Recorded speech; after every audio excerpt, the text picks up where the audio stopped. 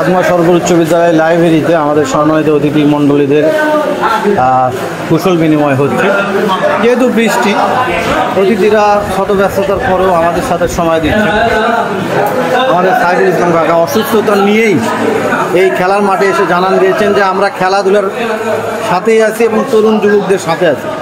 শফিকুল ইসলাম জুয়েল ভাই, তিনি বর্তমান হিসেবে মানুষ হিসেবে অতুলনীয়, সব কাজেই তাকে পাওয়া যায়।